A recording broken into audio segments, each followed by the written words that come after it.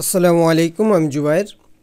আজকে টিউটোরিয়ালে আমরা আপনাদের যেটা জানাবো সেটা হচ্ছে সিএসএস গ্রিডটা কি, সিএসএস গ্রিড দিয়ে কিভাবে লেআউট তৈরি করব সেটা। তো এটা ইউজ করার কিছু বেনিফিট আছে, সেগুলো আপনারা এখানে একটু পড়ে নেন। আমি আপনাদের বাংলাতে শুধু আর বেনিফিটটার কথা বলি। আপনি যখন এটা সিএসএস গ্রিড ইউজ করবেন তখন কোডটা অনেক সহজ হয়ে যাবে এবং বিভিন্ন ফ্রেমওয়ার্কগুলো যেগুলো আছে না, বুটস্ট্র্যাপ, তারপর আরো যে ফ্রেমওয়ার্কগুলো আছে এগুলো ইউজ করা লাগবে না, আপনার এইটা দিয়েই সবকিছু করতে পারবেন। তারপর ফাইল সাইজটা অনেক ছোট হয়ে যাবে এবং আপনার ওয়েবসাইটের স্পিডটা অনেক বেড়ে যাবে। স্টাইলগুলা অনেক সহজে আপনি লিখতে পারবেন। তারপর এটা দুইটা ডাইমেনশনে আপনি ইউজ করতে পারবেন, কলাম এবং রোজ দুইটাতেই আপনি ইউজ করতে পারবেন, যা অন্যগুলাতে পারা যেত না। এবং নেস্টেড গ্রিডস সেটা আপনি ইউজ করতে পারবেন। এক গ্রিডের মধ্যে আপনি আরেকটা গ্রিড ব্যবহার করতে পারবেন। তারপর রেসপন্সিভটা অনেক সহজেই করতে পারবেন, রেসপন্সিভ লেআউটটা অনেক সহজেই আপনি তৈরি করতে পারবেন এটা দিয়ে। আমরা সবগুলাই দেখাবো, এই যেগুলো কথা বললাম না আপনাদের, সেগুলো আমরা সবগুলাই দেখাবো। তো আজকে আপনাদের যেটা দেখাবো সেটা হচ্ছে যে এইগুলা দেখার জন্য যে মার্কআপ গুলা করা লাগবে সেগুলো আপনাদের দেখাবো। আরেকটা জিনিস হচ্ছে যে সিএসএস গ্রিড কোন কোন ব্রাউজারে সাপোর্ট করবে সেটা আপনারা দেখে নিতে পারেন।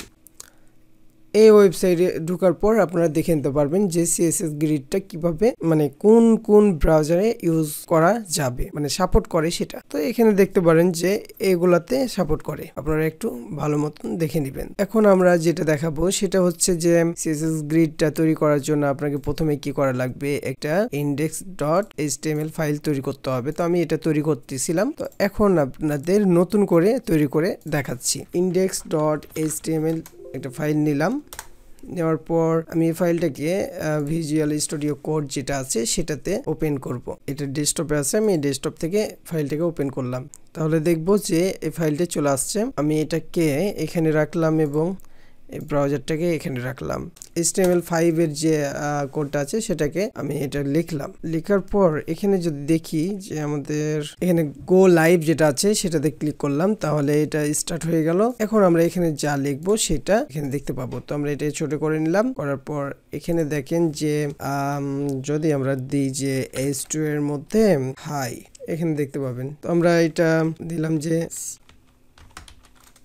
এখানে আমরা সিএসএস গ্রিডটা এই প্রজেক্টটা তৈরি করার জন্য যে মার্কআপ এবং সিএসএস গুলা করা লাগবে সেগুলা এখানে আমরা আজকে দেখাবো। সেটার জন্য এখানে কন্টেনার নিব একটা, তারপর আমরা কয়টা ডিপ নিব, সেটা হচ্ছে 7টা ডিপ নিব।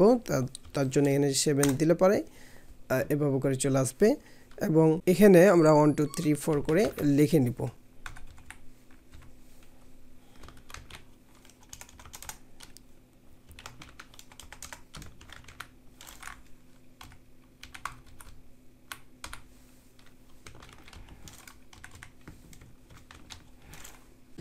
এগুলো লেখার পর আমরা কি করব, এখানে একটা স্টাইল ট্যাগ নিব, এর মধ্যে এই ক্লাসগুলা নিয়ে নিব এবং এগুলার কালার দিয়ে দিব এক একটা। এরকম ভাবে সবগুলাতে কালার দিয়ে দিব। তো আমার এখানে কিছু কালার দেওয়া লেখা আছে, আমি কালারগুলা কপি করে এখানে পেস্ট করে দিলাম। তাহলে এরকম কালার চলে আসলো। আজকে টিউটোরিয়াল এ পর্যন্ত। পরের পর্বে আপনাদের কলাম এবং রোজ নিয়ে কাজ করে দেখাবো। আল্লাহ হাফেজ।